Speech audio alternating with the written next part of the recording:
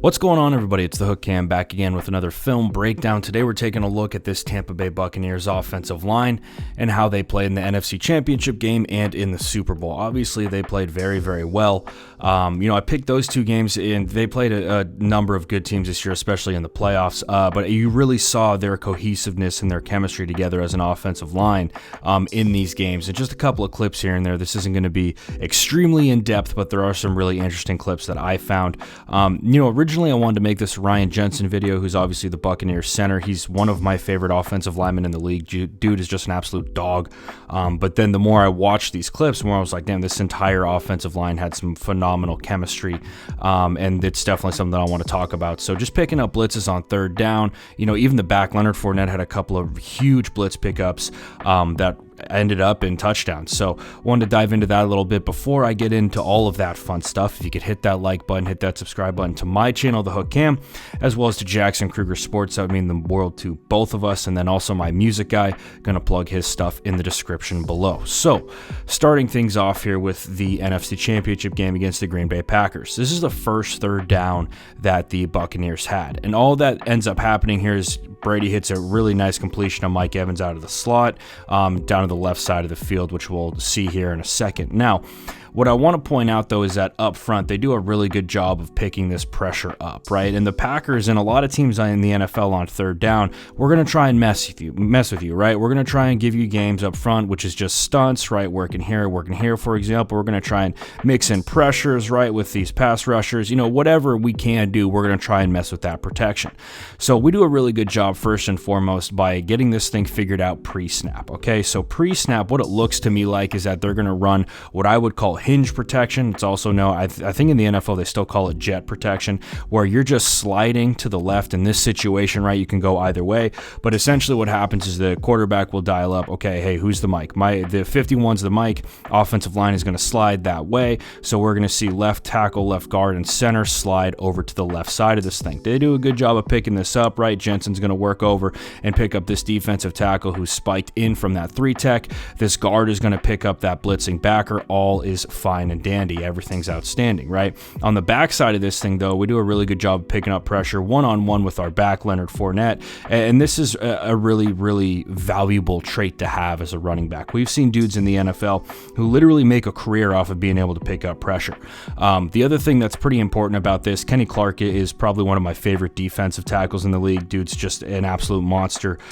He wins a lot of one-on-one situations. Outstanding job by 64 right here, working one-on-one, because Kenny Clark will notice he's actually going to spike into this gap. That's going to mess up a lot of guards. We do a good job extending the arms, running the feet because we're a little bit late to it, and then we pass off that eventual twist between center and guard, right? And we look at Brady's pocket to throw in here. He's got all day, nobody around him, outstanding ball, easy first down. On that first third down that we saw, that's a big down to convert on in this football game. Here we go. I believe it's later in this drive, actually. We're going to see kind of the same thing, not necessarily on the defensive front. Really what happens with the Packers, and now we're kind of diving into their defense, is that they end up in a bear a lot of times, right? So a bear, traditionally, you're going to have your nose tackle right here, your 3-tech on this side, your 3-tech on that side, and then your 2 ends. Well, in this situation right here, what we end up getting is going to be a bear, and what the offensive line does, because your counter for a bear front protection-wise is just going to be big on big, bob, as we call it. So one-on-one right here, and then obviously on the back side of this thing between our tackle and our guard. And that's really how we end up dialing this thing up, right? Gronk is going to stay into, I believe he chip releases in this as he works out. And yes, this twist does get there, but this is where Brady becomes so valuable. His timing is never off. He's always on the money. But with this protection, really quick, right? Really good job from 76, not working too far out in this thing and opening up the gate on the inside. He works out, does a great job getting nose to nose, sinking those hips once he makes contact. And then with our guard, Ali Marpet, this is a really good job right here too, right? Because we do end up kind of losing this thing. This is a good move by 55, but we extend the arms, run the feet, get him out of the pocket, give Brady a nice clean pocket to throw that ball into, and it's an easy touchdown for the Tampa Bay Buccaneers. Now, the other guy that I do want to point out is 66 in this situation, Ryan Jensen. This block, as it may seem easy, there's a lot of times where you end up messing that up on the offensive line. You got a linebacker who's going to be more athletic than you, who's going to be faster than you, but what I like about what Jensen does is that he, defensive guys, a lot of times times they're going to go path of least resistance. So we stay to our left a little bit with this. We kind of anticipate the fact that he's going to come into that A gap. We shut that thing down and we're good to go, and then he gives him the slam at the end.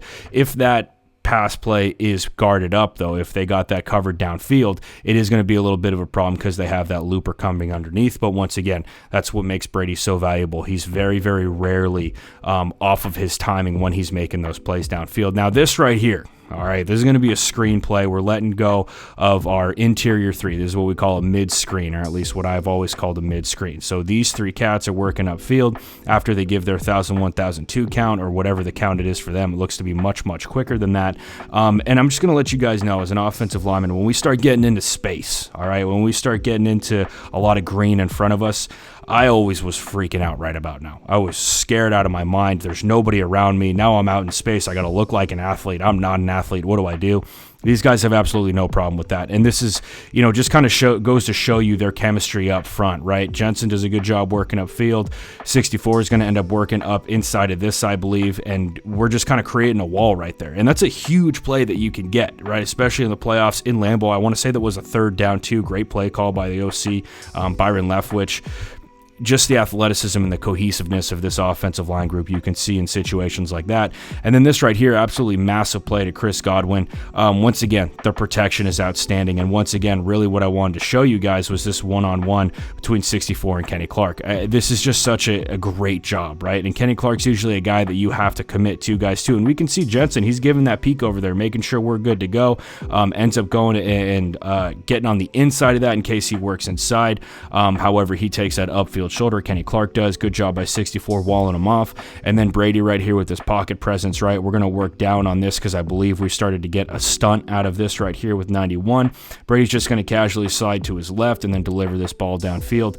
Just the cohesiveness, the chemistry of this group. That's what's so impressive to me about it, especially with Brady coming in after that first year. A lot of times you have a lack of chemistry between offensive line and quarterback, and obviously it's something that you develop through practice and game time, but it just looked so ahead of where it actually was in terms of Tampa Bay and Tom Brady, especially with this offensive line. Now this right here, man, nothing gets me fired up like a very, very well run inside zone, which is what this is supposed to be, right?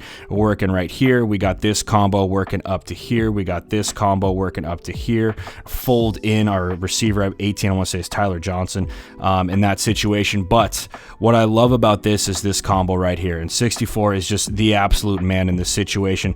Working upfield to this backer, getting to his upfield shoulder right here. Now, ideally, Leonard Fournette isn't cutting this thing back. I'm not going to sit here and tell you that this was designed because I'm telling you right now it wasn't. But an outstanding combo and outstanding double teams is always going to put you in a good situation to gain yardage upfield. 64 works upfield. He takes that defender on the path. He finds him, just pins him inside right like that, and we're off to the races with playoff Lenny, Lombardi Lenny as they call him these days, for a big-time touchdown against the Green Bay Packers. Just an outstanding job from this offensive line, running the ball, run blocking, pass blocking, run action, right? There's going to be a little bit of your play action game right here. You don't need forever in a play like this, but what I love about this is just the one-on-one we get right here. Ryan Jensen, Kenny Clark, 2 of the best in the league. Ryan Jensen's just going to take this dude and work him right into the ground. Outstanding job from Jensen in that situation. Once again, quick game, so you don't really need a ton of time. However, when you get a great block like that, it's not something that you can just ignore on film. And then this right here, right? Offensive line does a good job. Gronk's working a one-on-one with 91 out here. He ends up getting beat, okay? But what I love about this is the eyes on Leonard Fournette to help out wherever they need it, right? You can see him scanning to his right, coming back to his left. We see that Gronk got beat on that situation, so we're going to work and wall him off. If he doesn't do that, I honestly don't know if this ball is completed, because that's going to change how 12 has to throw this thing, right? Leonard Fournette works over there, and it's not a crushing block. You're just trying to get in this dude's way. Then he ends up putting one in the basket for a big-time touchdown before the half against the Green Bay Packers. And then working right here, man, this is what I would call, right? So this is going to end up being what kind of looks to me like a mid-zone, I would call it. It's not really outside zone. It's not really inside zone. I call it mid-zone. This block right here is just outstanding. Really, from these 3 cats, it is an outstanding football football play right here. I mean, we look at this block from our right tackle, right?